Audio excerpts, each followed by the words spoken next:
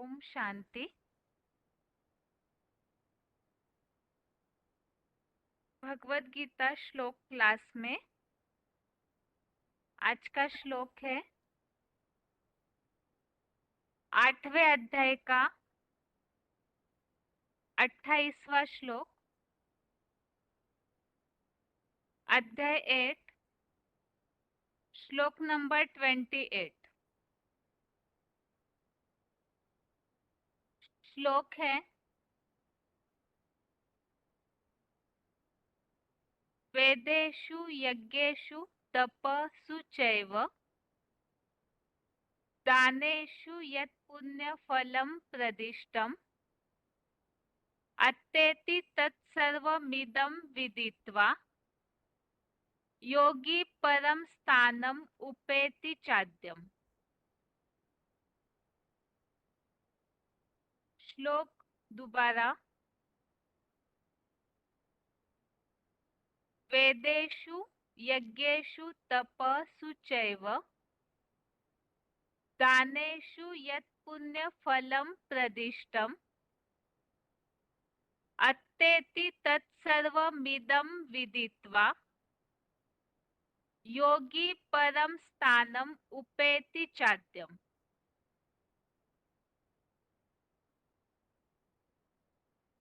श्लोक का संधि विच्छेद है वेदेषु यज्ञेषु तपसु च एव दानेषु यत् पुण्यफलं प्रदिष्टम् अत्तेति तत् सर्वम् इदं विदित्वा योगी परम स्थानम उपेति च आद्यम। श्लोक दोबारा। श्लोक का संधि विच्छेद दोबारा। वेदेषु यज्ञेषु तपसु च एव दानेषु यत् पुण्यफलं प्रदिष्टम् अत्तेति तत् सर्वम् इदं विदित्वा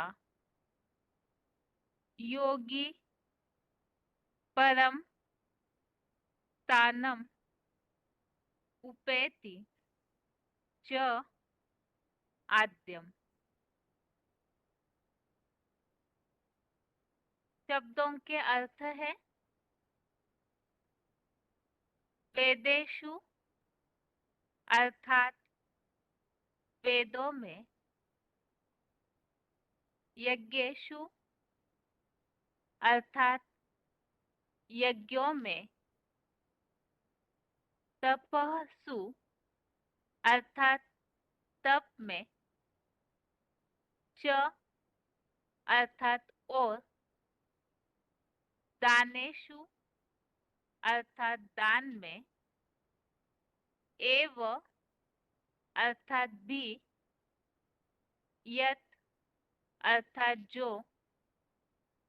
पुण्यफलम अर्थात पुण्यफल, प्रदिष्टम अर्थात बताया गया है, योगी अर्थात राजयोगी, इदम अर्थात यह, विदित्वा अर्थात जानकर, तत् अर्थात उस, सर्वम अर्थात सारे के, अत्येति अर्थात पार चला जाता है। च अर्थात और। आद्यम अर्थात आदिकालीन। परम स्थानम अर्थात परम पद को। उपैति अर्थात पाता है। शब्दों के अर्थ दोबारा। वेदेषु अर्थात वेदों में। यज्ञेषु अर्थात यज्ञों में। तपसु अर्थात तप में। च अर्थात और। दानेषु अर्थात दान में। एव अर्थात भी। यत अर्थात जो। पुण्य फलम अर्थात पुण्य फल। प्रदिष्टम अर्थात बताया गया है। योगी अर्थात राजयोगी। इदम अर्थात यह। विदित्वा अर्थात जानकर। तत् अर्थात उस। सर्वम अर्थात सारे के।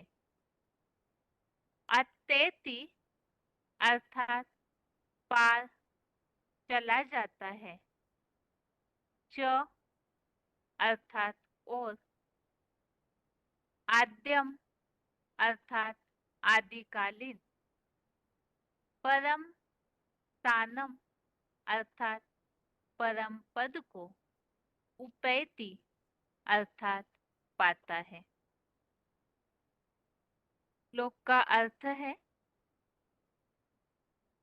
वेदों में, यज्ञों में, तप में और दान में भी जो पुण्य फल बताया गया है, राजयोगी यह जानकर उस सारे के पार चला जाता है और आदिकालीन परम पद को पाता है।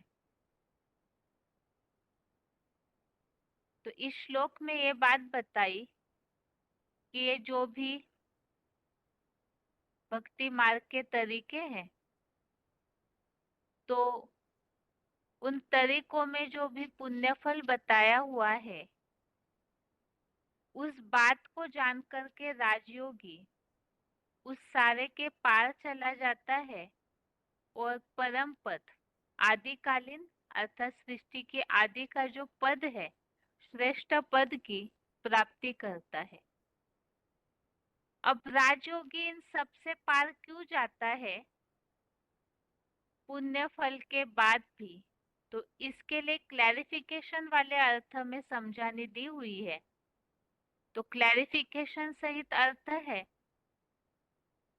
नर निर्मित वेदों में, भौतिक यज्ञों में, दैहिक तप में और सांसारिक पदार्थों के दान में भी जो अल्पकालीन पुण्य फल बताया गया है, राजयोगी पुरुषोत्तम संगम युग में ही यह एडवांस गीता ज्ञान जानकर उस सारे मानवीय कर्म कांड के पार चला जाता है और सतयुगी स्वर्गीय आदिकालीन विष्णु लोकीय वैकुंठ के कलातीत परम पद को पाता है। तो क्लैरिफिकेशन वाले अर्थ में इस बात को स्पष्ट किया है कि ये जो भी वेद या भौतिक यज्ञ है, दैहिक जो ताप है और जो भौतिक पदार्थों का, सांसारिक पदार्थों का दान है, तो भक्ति मार्ग में तो इन सब में पुण्य मिलता है ऐसे माना जाता है। लेकिन वो जो पुण्य का फल है वो अल्पकालीन है। इस दुनिया में ये जो भी विधियां अपनाते हैं प्राप्ति हेतु, तो वो सब अल्पकालीन प्राप्ति कराने वाले हैं। इस बात का महत्व समझकर राजयोगी इसी पुरुषोत्तम संगम युग में ही एडवांस ज्ञान, गीता ज्ञान को जानकर ये सारे कर्म कांड के पार जाता है। और जब इन कर्म कांडों से पार चला जाता है तो वो जो सतयुगी स्वर्ग है अर्थात आदिकालीन विष्णु लोक के वैकुंठ का कलातीत पद पाता है। आज के श्लोक में जो बात बताई है कि राजयोगी भक्ति मार्गीय जो भी कर्म कांड है उनसे पार जाता है और राजयोगी इन सबसे श्रेष्ठ भी है, इसी बात का उल्लेख गीता के और अध्यायों में आया हुआ है। तो उसमें से रेफरेंस श्लोक के तौर पे एक श्लोक देखते हैं। और इन वेदों वगैरह के द्वारा प्राप्ति नहीं होती, इस संबंधित भी गीता में और भी ऐसे श्लोकों का उल्लेख है। तो उसे भी रेफरेंस श्लोक के बतौर देखते हैं। रेफरेंस श्लोक है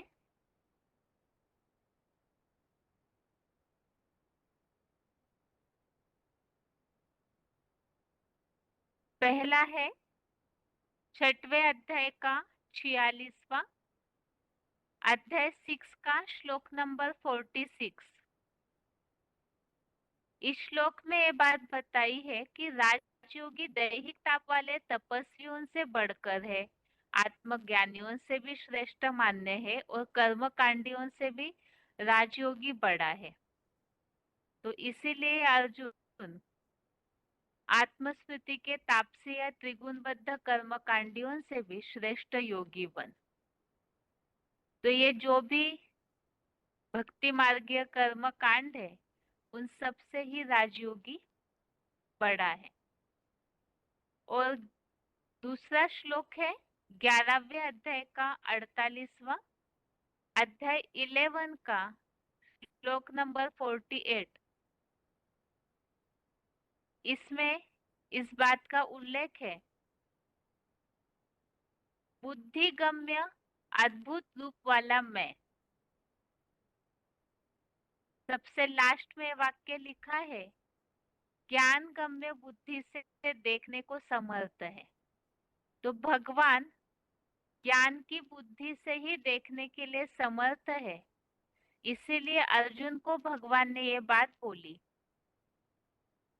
न वेद यज्ञ और स्वाध्याय से, न दान से, न कर्मकांडीय क्रियाओं से और न कठोर दैहिक यंत्रणादायी तपस्याओं से तेरे अतिरिक्त कोई दूसरा मनुष्य लोक में ज्ञान गम्य बुद्धि से देखने को समर्थ है। तो भगवान ये जो भी भक्ति मार्गीय तरीके हैं उनसे प्राप्त नहीं होते, भगवान ज्ञान गम्य बुद्धि से ही देखने के लिए समर्थ है। और 11वें अध्याय का 53 नंबर श्लोक में भी इस बात का उल्लेख स्पष्ट है। मुझको जिस रूप में तूने त्रिनेत्र से देखा है उस रूप में कभी भी मुझे नर निर्मित त्रिगुणात्मक वेदों द्वारा, न दैहिक तप द्वारा, न दान द्वारा और न मन की एकाग्रता बिना मात्र स्वाहा स्वाहा वाले यज्ञ द्वारा ही देखा जा सकता है। जो नीचे मुरली पॉइंट का उल्लेख भी है, यज्ञ तप दानादि करने से मैं नहीं मिलता हूँ, शास्त्र लिखने पढ़ने से भी नहीं मिलता हूँ। तो भगवान ज्ञान के द्वारा ही देखने योग्य है। और यहाँ जैसे कि वेदों का उल्लेख आया है, आज के जो श्लोक है उसमें भी उल्लेख है नर निर्मित वेद, और यहाँ जो रेफरेंस श्लोक है उसमें भी जो उल्लेख आया है वेदों का, श्लोक नंबर 53 में नर निर्मित त्रिगुणात्मक वेदों द्वारा।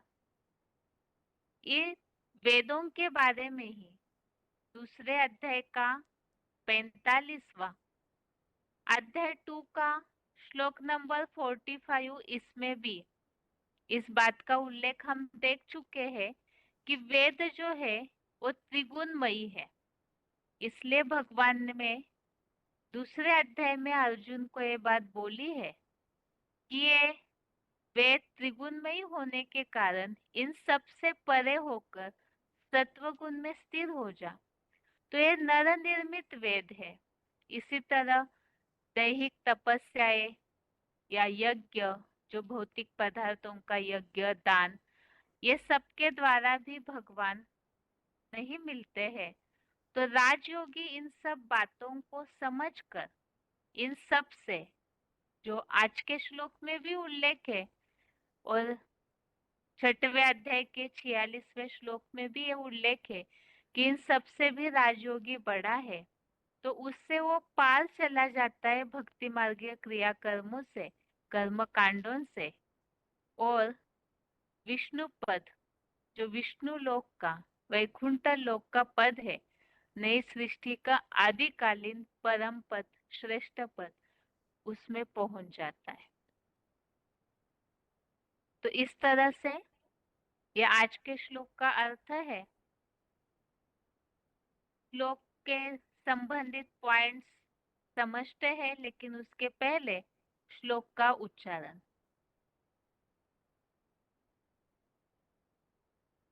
वेदेषु यज्ञेषु तपस्सु चैव दानेषु यत् पुण्य फलं प्रदिष्टम् अत्येति तत्सर्वमिदं विदित्वा योगी परं स्थानम् उपैति चाद्यम्। नवनिर्मित वेदों में, भौतिक यज्ञों में, दैहिक तप में और सांसारिक पदार्थों के दान में भी जो अल्पकालीन पुण्य फल बताया गया है, राजयोगी पुरुषोत्तम संगम युग में ही यह एडवांस गीता ज्ञान जानकर उस सारे मानवीय कर्मकांड के पार चला जाता है और सत्युगी स्वर्गीय आदिकालीन विष्णुलोकीय वैकुंठ के कलातीत परमपद को पाता है। वेदेषु यज्ञेषु तपस्सु चैव दानेषु यत् पुण्य फलं प्रदिष्टम् अत्येति तत्सर्वमिदं विदित्वा योगी परं स्थानम् उपैति चाद्यम्। नवनिर्मित वेदों में, भौतिक यज्ञों में, दैहिक तप में और सांसारिक पदार्थों के दान में भी जो अल्पकालीन पुण्य फल बताया गया है, राजयोगी पुरुषोत्तम संगम युग में ही यह एडवांस गीता ज्ञान जानकर उस सारे मानवीय कर्मकांड के पार चला जाता है और सत्युगी स्वर्गीय आदिकालीन विष्णुलोकीय वैकुंठ के कलातीत परमपद को पाता है। आगे है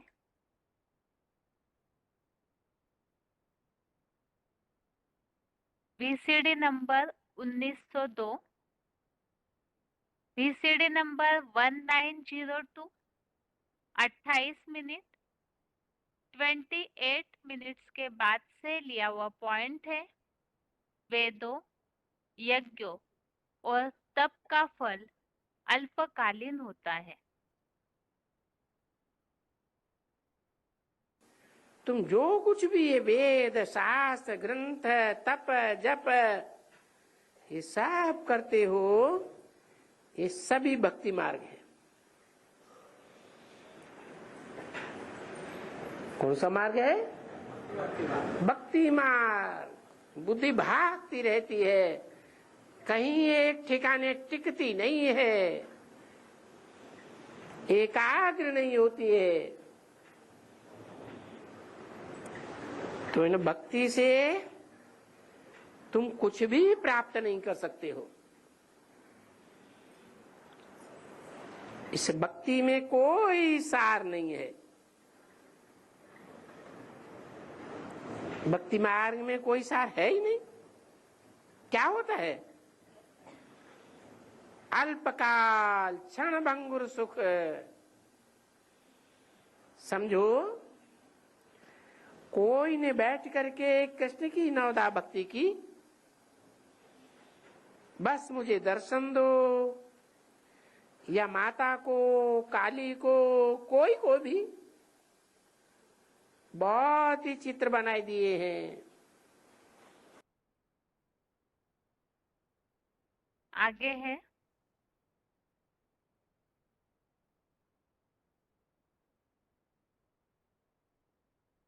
VCD number 1235, VCD number 1235 6 minute 6 minutes के बाद से लिया हुआ पॉइंट है। दान का फल अल्पकालीन होता है।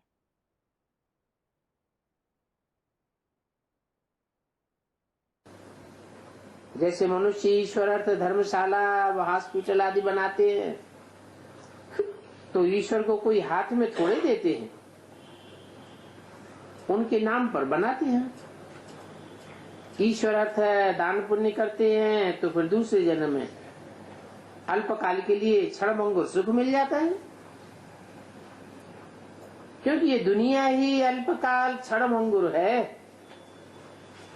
सुख बहुत थोड़ा है। तो क्षणभंगुर दुनिया में सुख अल्पकाल का मिलेगा ना। आगे है VCD number 2896, VCD number 2896 14 minute 14 minutes के बाद से लिया हुआ पॉइंट है।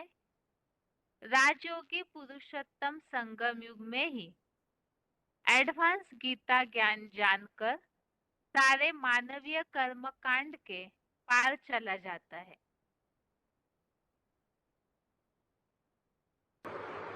अभी तुम ब्राह्मण हो, सच्चे सच्चे पुरुषोत्तम संगम युगी, तो ये हुई ज्ञान की सामग्री, न कि भक्ति की सामग्री कहेंगे। नहीं, वो न की कहेंगे भक्ति की सामग्री, क्योंकि वहां ब्राह्मण तो उस दुनिया में कोई है नहीं सच्चा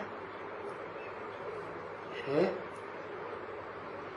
ब्रह्मा ही नहीं है, तो ब्राह्मण कहां से होंगे? तो अभी तुम तो जानते हो कि हम ब्राह्मण हैं, ब्रह्मा की संतान है, मुखवंशावली है, तो जरूर भक्ति तुम्हारे से छूटती जाएगी। और जितनी जितनी भक्ति छूटती जाएगी, क्योंकि ज्ञान मिलता जाएगा ना,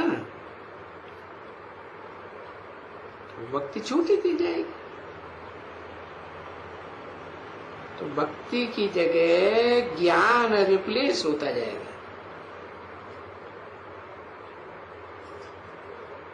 फिर तुम भक्ति मार्ग के सारे टंट घंट छोड़ते जाओगे, ज्ञान मार्ग की बातें पकड़ते जाओगे। भक्ति खत्म होती जाएगी, ज्ञान मार्ग प्रत्यक्ष होता जाएगा।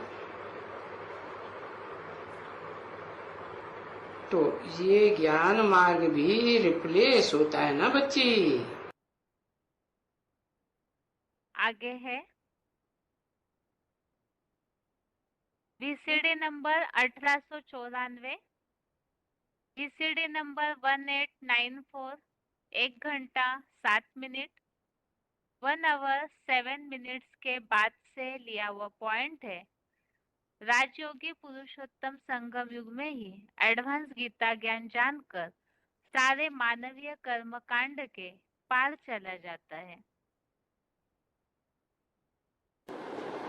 ये पुरानी तमो प्रधान सृष्टि नहीं रहेगी, इस सृष्टि का विनाश हो जाएगा, फिर इसके बदले में नई सृष्टि, फिर नए विश्व की राजधानी होगी। ये ज्ञान में आते हैं, पढ़ाई पढ़ते हैं, तो फिर भक्ति इनकी छूट जाती है। क्या बताया? राजधानी में कौन आवेंगे? हैं? है? जिनकी बुद्धि में भक्ति मार्ग के क्रिया कर्म कांड चलते रहेंगे, वो राजाई में आएंगे, या जिनकी भक्ति छूट जाएगी? आगे है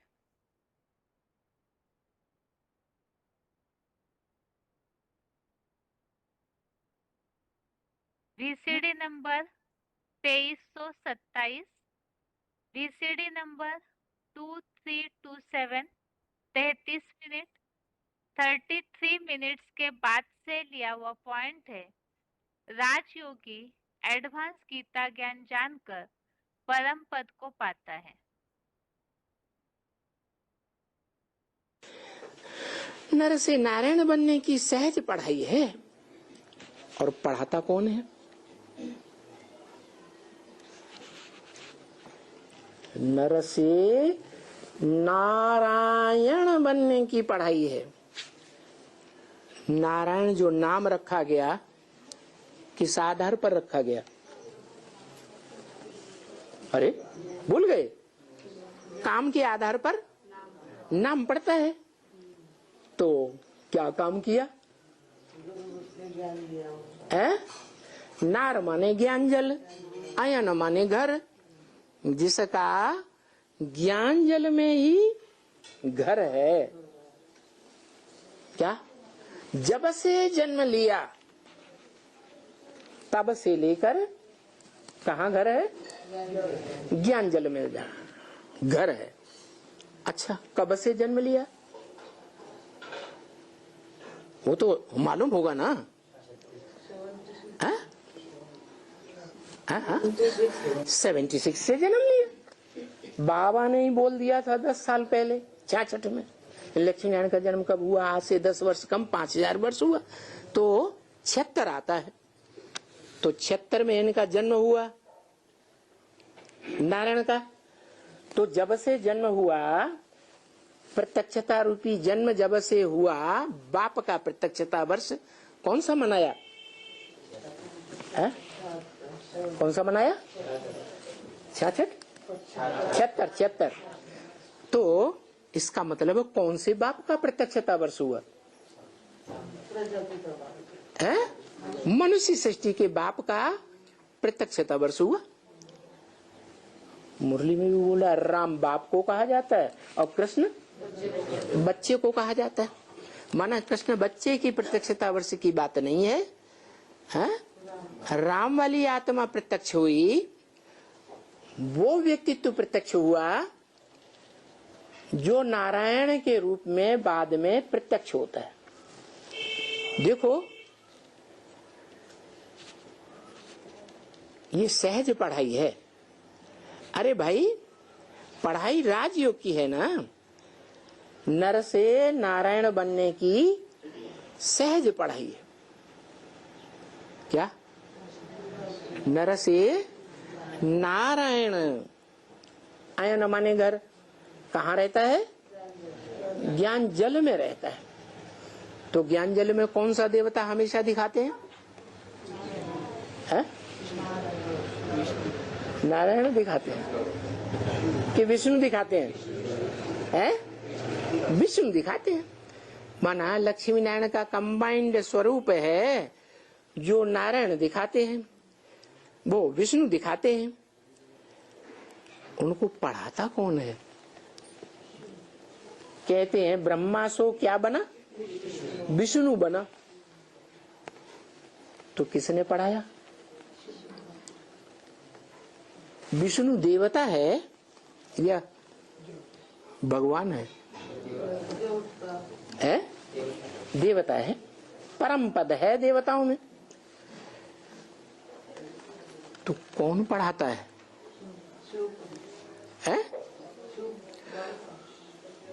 अरे ऊंचते ऊंच भगवंत पढ़ाता है। आगे है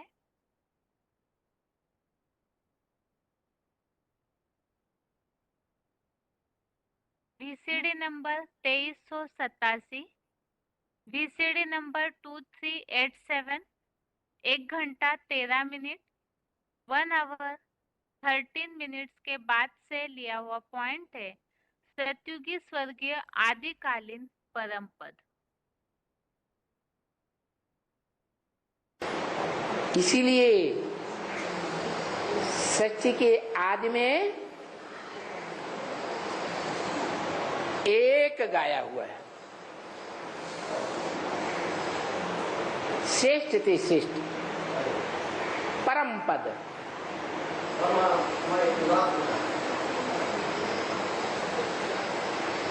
वो परम पद है विष्णु। क्या? Vishnu, no wish at all, जिसमें विषय विकार का नाम निशान नहीं होता, एकदम सृष्टि के आदि में, नई सृष्टि के आदि में। आगे है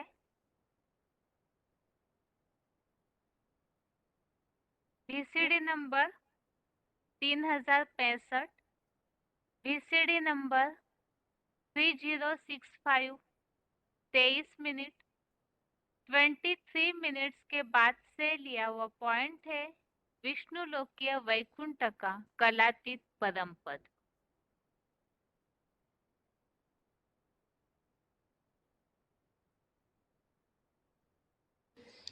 तो ये ड्रामा में नूंद है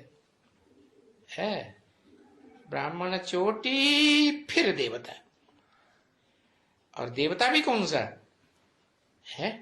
ऐसे नहीं कलाओं में बंधा हुआ कलाबद्ध देवता, 16 कला या कम कला वाला नहीं, कलातीत देवता। और क्या शिफ्ट है उसकी? कलातीत देवता की शिफ्ट ये है कि वो अतीन्द्रिय सुख भोगने वाला, वो अकेला नहीं, यथा राजा तथा प्रजा। हाँ, वो विष्णुलोक की वैकुंठ में सब कैसे होंगे? इंद्रियों का सुख भोगने वाले होंगे कि अतीन्द्रिय सुख भोगने वाले होंगे? कर्मेंद्रियों का भोगेंगे? नहीं, अरे कर्मेंद्रियों की तो बात ही दूर, ज्ञानेंद्रियों का भी सुख नहीं भोगते। इंद्रियां से अतीत हो जाते हैं, पार हो जाते हैं, ऐसे ऊंचे ऊंचे देवता। इस तरह से इस श्लोक संबंधित पॉइंट्स हमने समझे। एक तो भक्ति का जो फल है वो अल्पकालीन होता है, क्षणभंगुर होता है, दान भी।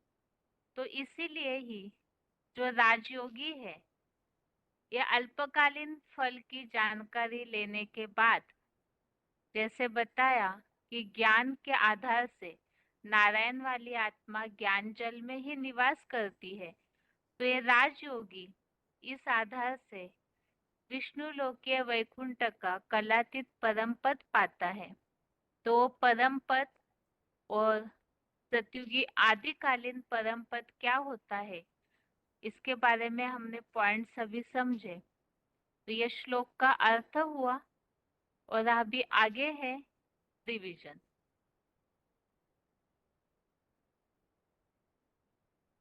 श्लोक टेस्ट के हिसाब से श्लोक नंबर है चौथे अध्याय का 33 से 36 तक, अध्याय 4 का श्लोक नंबर 33 से 36 तक, और 8वें अध्याय का 28वां, अध्याय 8 का श्लोक नंबर 28।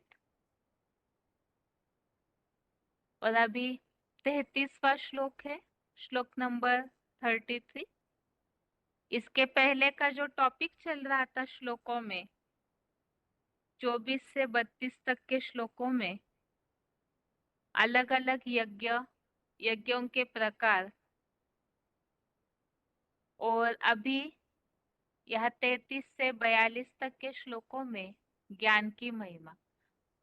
वो तो जो भी अलग अलग स्वाहा स्वाहा वाले अलग अलग तरीके के यज्ञ करते हैं, उसके बाद यहाँ जो उन यज्ञों से भी बड़ा है, उस ज्ञान यज्ञ की महिमा के बारे में यहाँ श्लोक है 33 नंबर का, 33 नंबर श्लोक है। श्रेयान द्रव्यमयात यज्ञात ज्ञान यज्ञ परंतप सर्वं कर्माखिलं पार्थ ज्ञाने परिसमाप्यते। श्लोक का अर्थ है, हे शत्रु पीड़क, नाशवान भौतिक पदार्थों से किए गए भौतिक अग्नि द्वारा चालित यज्ञ से अश्वमेध रुद्र ज्ञान यज्ञ अधिक अच्छा है, जो शतवर्षीय ज्ञान योगाग्नि से निरंतर चलता है। हे पृथ्वीश्वर, अखिल विश्व धर्मों के सारे वाम मार्गी भक्ति मार्गीय अंधश्रद्धा युक्त धर्मों से उत्पन्न कर्म कांड श्रद्धा भावना युक्त एक लिंग भगवान के रुद्र ज्ञान यज्ञ में समाप्त हो जाते हैं। तो यहाँ इस श्लोक में ये बात बताई, जैसे भक्ति मार्गीय जो भी यज्ञ है स्वाहा स्वाहा करने वाले, वो तो भौतिक जो अग्नि है 5 तत्वों की, उसमें वो स्थूल पदार्थों का हवन करते हैं, स्वाहा करते हैं। लेकिन उससे भी इस श्लोक में बताया कि नाशवान भौतिक पदार्थों के यज्ञ से भी अश्वमेध रुद्र ज्ञान यज्ञ अधिक अच्छा है। तो अश्वमेध रुद्र ज्ञान यज्ञ क्या है, उसका नीचे फुटनोट में अर्थ समझाया है। बाकी ये जो ज्ञान यज्ञ है वो शतवर्षीय अर्थात 100 वर्षीय ज्ञान और योग की अग्नि से निरंतर चलता है, और सारे जो भी विश्व धर्म है, अखिल अर्थात विश्व धर्मों के सारे जितने भी भक्ति मार्गीय अंधश्रद्धा युक्त कर्म कांड है, वो सब इस ज्ञान यज्ञ में समाप्त हो जाते हैं। जैसे कि मुरलियों में भी उल्लेख आता है और भक्ति मार्ग में भी ये माना जाता है कि अंतिम आहुति सारी यज्ञों में शंकर के नाम से दी जाती है। तो इस रुद्र ज्ञान यज्ञ की अंतिम आहुति में सारी दुनिया ही इस ज्ञान यज्ञ कुंड में स्वाहा होने वाली है। यहाँ फुटनोट में अश्वमेध रुद्र ज्ञान यज्ञ का अर्थ स्पष्ट किया है। एक तो है राजस्व, स्व अर्थात आत्मा का सच्चा स्वराज्य प्रदाता यज्ञ। राजस्व का अर्थ स्व अर्थात ही आत्मा का सच्चा स्वराज्य प्रदाता यज्ञ। अश्वमेध अर्थात मन रूपी अश्व मारा जाता है। तीसरा है अविनाशी, भौतिक यज्ञ तो भौतिक पदार्थों से नाशवान है, परंतु इसमें मन बुद्धि वाली अविनाशी आत्मा की ही प्रधानता है। यज्ञ का नाम जो है उसके हर शब्द का यहाँ स्पष्टीकरण दिया हुआ है। और चौथा है रुद्र ज्ञान यज्ञ, अर्थात साक्षात महारुद्र रूप ज्योतिर्लिंग की ज्ञान प्लस योगाग्नि से कलयुगांत में कल्पांतकारी महाविनाश की अंतिम आहुति डाली जाती है, जिसकी यादगार अभी की है शंकर महादेव की अंतिम आहुति। तो राजस्व अश्वमेध अविनाशी रुद्र ज्ञान यज्ञ। इस रुद्र ज्ञान यज्ञ में ज्ञान योग में ही सारी आहुति डाली जाती है और ये यज्ञ भौतिक पदार्थ तो अग्नि में जल के नाश हो जाते हैं, लेकिन यहाँ तो अविनाशी आत्मा की प्रधानता है और जो मन है, मन रूपी घोड़े को टुकड़ा टुकड़ा करके पूरी तरह से स्वाहा किया जाता है और उस आधार से ही इस राजयोग से या इस रुद्र ज्ञान यज्ञ से राजाई की प्राप्ति होती। आगे है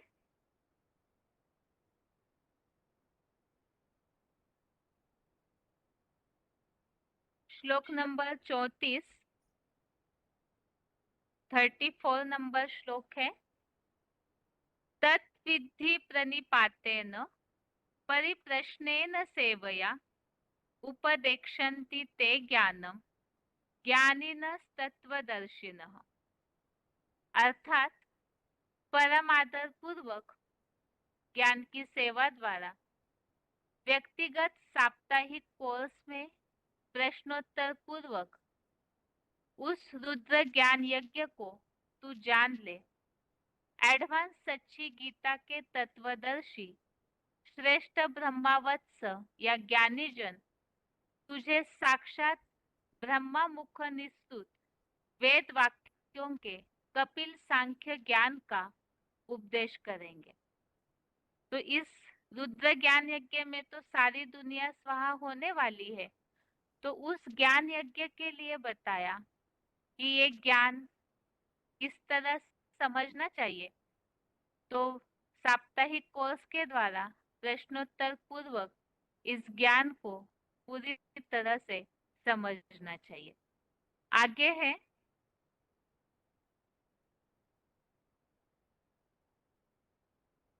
श्लोक संबंधित रेफरेंस श्लोक। इसमें एक तो तीसरे अध्याय का दूसरा अध्याय 3 का श्लोक नंबर 2, इसमें ये बात बताई कि परस्पर मिले हुए वाक्यों से मेरी बुद्धि भ्रमित सी कर रहे हो, तो एक बात निश्चय करके एक बात मेरे से कहो जिससे मैं श्रेष्ठता को प्राप्त करूं। तो ये ज्ञान अटपटा खटपटा चटपटा है, ऐसे मुरलियों में बोला है, तो इसीलिए ही उससे बुद्धि भ्रमित हो जाती है। तो इसीलिए इस ज्ञान को प्रश्नोत्तर पूर्वक समझना है, जो इस 34वें श्लोक में भी उल्लेख है। और इसी तरह से यहाँ 18वें अध्याय का 63वां अध्याय 18 का श्लोक नंबर 63 में उल्लेख है कि ब्रह्मा के गुप्त बेसिक ज्ञान से भी गुप्ततर परम ब्रह्मा का एडवांस गीता ज्ञान मैंने तुझे कहा है, इसे पूरी तरह परिप्रश्न सेवया अर्थात अध्ययनरत हुआ विचार कर। तो इस तरह से ये गुह्य ज्ञान है, गुप्त गुह्यते गुह्य ज्ञान है और बेसिक से भी गुप्ततर ऐसा ज्ञान, तो इसीलिए इसे प्रश्नोत्तर पूर्वक पूरी तरह समझना चाहिए। आगे है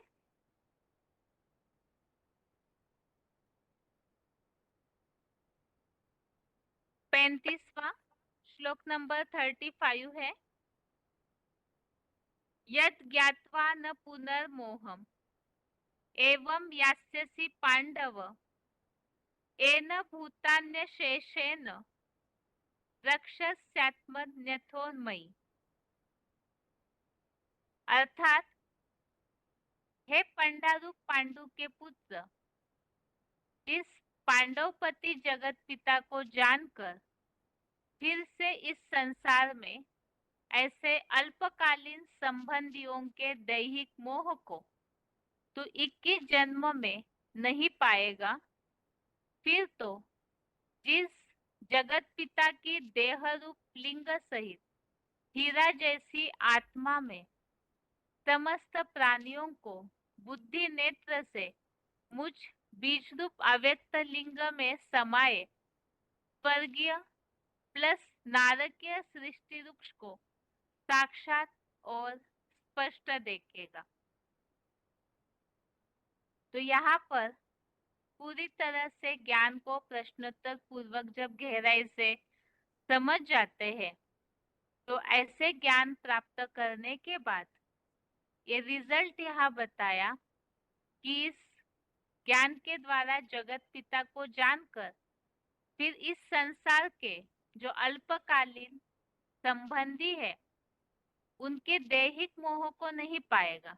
अर्थात बीज को जब जान लेते हैं तो फिर ये जो वृक्ष है इसके लिए बताया कि इस जगत पिता में ही समस्त प्राणियों को बुद्धि रूपी नेत्र से देखने पर मुझ बीज रूप अव्यक्त लिंग में समाये स्वर्गीय प्लस नारकीय सृष्टि वृक्ष को साक्षात और स्पष्ट देखेगा। अर्थात उस बीज में ही सारा वृक्ष जितने भी इस दुनिया के संबंधी है उन सब की भासना उस बीज में ही अनुभव होगी। तो और जो भी ऐसे दैहिक संबंधियों का मोह है वो नष्ट हो जाएगा। आगे है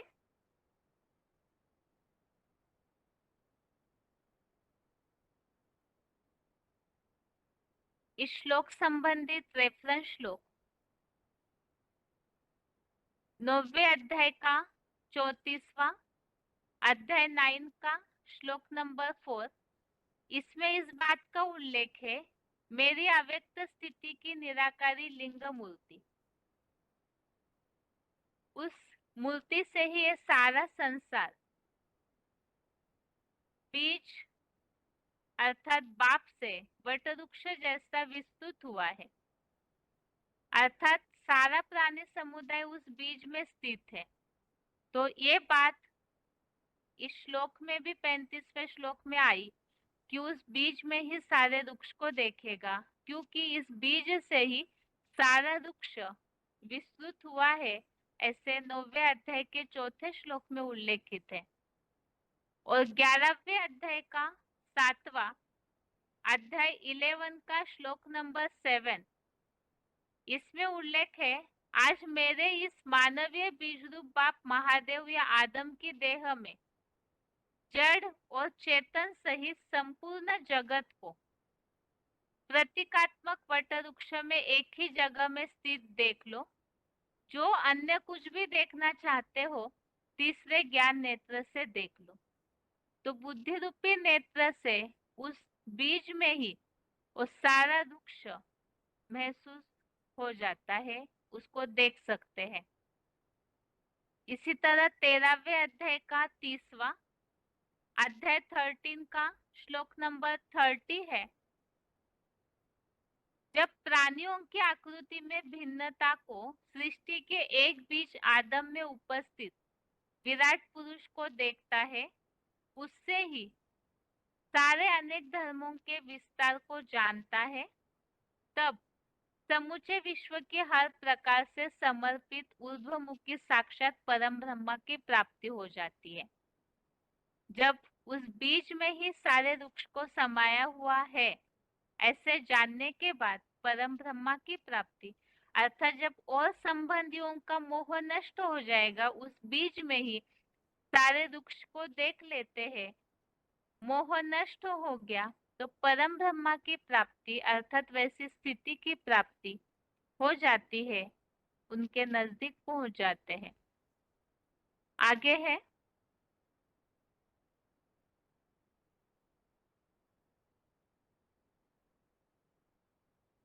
इसी 35वें श्लोक संबंधित और रेफरेंस श्लोक 13वें अध्याय का 12वां अध्याय 13 का श्लोक नंबर 12, इसमें बताया है परम पिता शिव ज्योति परमात्मा जानने योग्य है, जिसे जानकर अमरता का अनुभव करता है। वह आदि रहित सुप्रीम आत्मा आदम दोनों मिलकर परम ब्रह्म परमेश्वर कालक्रमानुसार संसार में सत न असत कहा जाता है। तो वो बीज को जानने की बात जो बताया कि उसको जानने के बाद अमरता का अनुभव होता है। 13वें अध्याय का 34वां अध्याय 13 का श्लोक नंबर 34, इसमें ये बात बताई कि अर्जुन के शरीर रूपी क्षेत्र और क्षेत्रज्ञ के अंतर को और प्राणियों की दैहिक प्रकृति से मुक्ति को संपूर्ण बने त्रिनेत्री महादेव के ज्ञान नेत्र द्वारा शिव को जानते हैं, वे परम ब्रह्म लोक को प्राप्त करते हैं।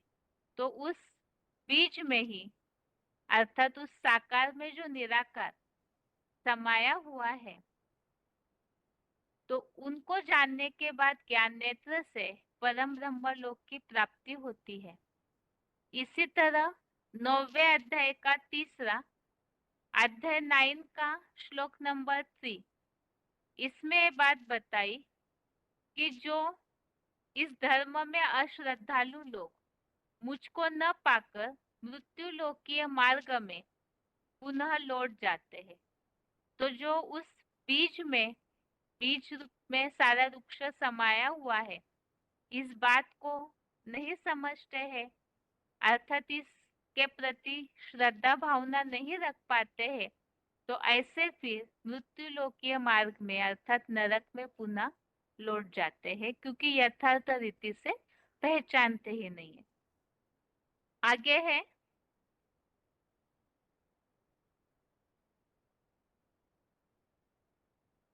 36वां अध्याय 4 का श्लोक नंबर 36 है।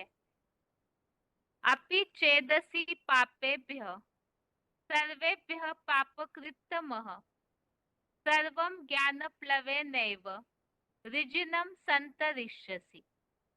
अर्थात चाहे सब पापियों से भी महाधोखेबाज और महापापी अजामिल जैसा नीच क्षुद्र माना गया अधिक पापी क्यों न हो, तो भी दया के भंडार शिव बाबा पुत्र महादेव अर्जुन आदम यहोवा अग्निदेव रूप अग्निदेव स्वरूप ज्ञानी शंकर चाप जहाज से निसंदेह सारे ही 63 जन्मों से आधा कल्प के द्वापुर कलयुगी नारकीय पाप समुद्र को तू देह रूप जहाज में बैठा ज्ञान योग बल से तैर कर पूरा पार कर जाएगा। यहाँ जो शंकर चाप जहाज बताया है उसी संबंधित नीचे फुटनोट दिया है।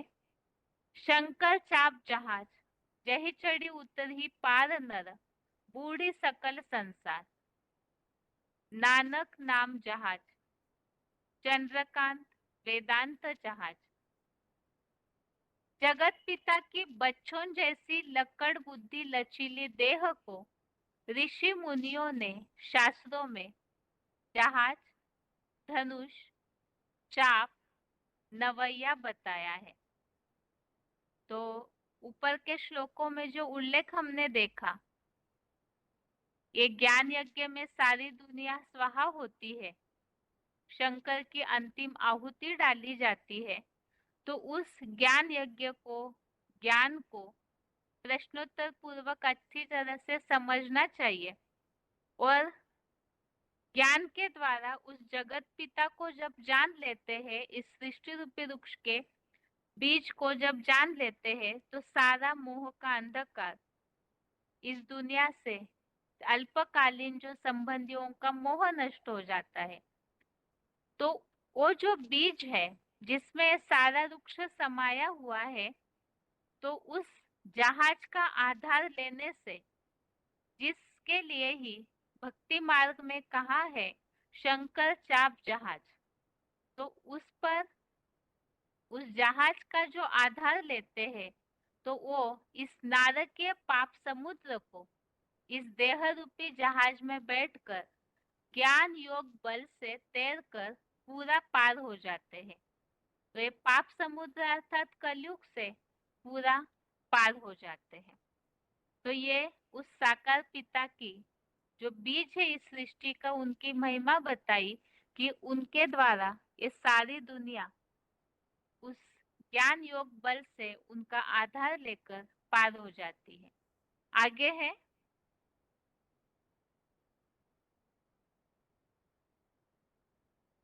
इस श्लोक संबंधित रेफरेंस श्लोक है।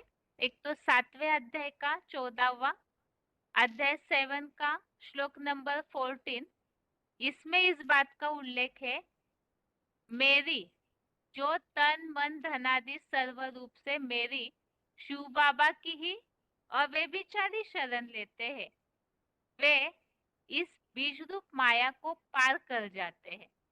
और इसमें खास ऐसे पार करने वालों का अष्टमूर्ति देवात्माओं का उल्लेख है। तो जो पूरी तरह शरण लेते हैं तो वो पार करते हैं। इसी तरह 12वें अध्याय का 7वां अध्याय 12 का श्लोक नंबर 7 बताया है, उन मेरे में ही मन बुद्धि वालों का मैं सुख सागर अति शीघ्र इस 50-60 वर्षों में ही जन्म जरा मृत्यु दुख वाले संसार रूप विषय विकारों के सागर से लेश मात्र दुख रहित कृत त्रेता के आधा कल्प तक संपूर्ण उद्धार करने वाला हूँ। तो यहाँ पर यही उल्लेख कि जो मन बुद्धि से पूरा उनका आश्रय लेते हैं तो इस मृत्यु या दुख के संसार से विषय सागर से पार हो जाते हैं, उनका उद्धार हो जाता है। आगे है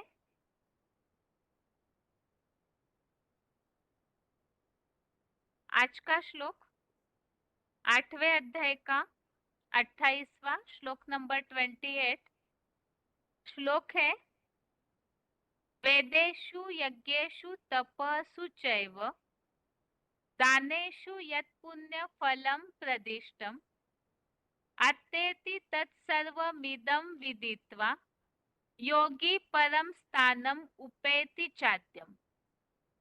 अर्थात नर निर्मित वेदों में, भौतिक यज्ञों में, दैहिक तप में और सांसारिक पदार्थों के दान में भी जो अल्पकालीन पुण्य फल बताया गया है, राजयोगी पुरुषोत्तम संगम युग में ही यह एडवांस गीता ज्ञान जानकर उस सारे मानवीय कर्मकांड के पार चला जाता है और सत्युगी स्वर्गीय आदिकालीन विष्णु लोकीय वैकुंठ के कलातीत परम पद को पाता है। तो यह श्लोक का सार यही है कि जो भी भक्ति मार्गीय कर्मकांड है उन सब में अल्पकालीन पुण्य का फल है और इस बात को समझकर राजयोगी जो ज्ञान का पुरुषार्थ करता है, योग का, ये एडवांस गीता ज्ञान जानकर ये सारे के पार चला जाता है और मानवीय कर्मकांडों के पार जाने के कारण वो ऐसा आदिकालीन विष्णु लोक के वैकुंठ का कलातीत परम पद पाता है। और श्लोक संबंधित रेफरेंस श्लोक हमने देखे थे। एक तो 6वें अध्याय का 46वां श्लोक जिसमें राजयोगी श्रेष्ठ है ऐसा उल्लेख है, और 11वें अध्याय का 48 और 53 अध्याय 11 का श्लोक नंबर 48, 53 इसमें भी इस बात का उल्लेख है कि ये वेद यज्ञ दान इन सब से मैं नहीं मिलता हूँ, तो ज्ञान गम्य बुद्धि से ही भगवान देखने के योग्य है। इस तरह से ये इस श्लोक का सार और आज श्लोक के लिए जो टेस्ट के लिए श्लोक है वो श्लोक नंबर एक बार फिर से अध्याय 4 श्लोक नंबर 33 से 36 तक, अध्याय 4 का श्लोक नंबर 33 से 36 तक और 8वें अध्याय का 28वां अध्याय 8 का श्लोक नंबर 28।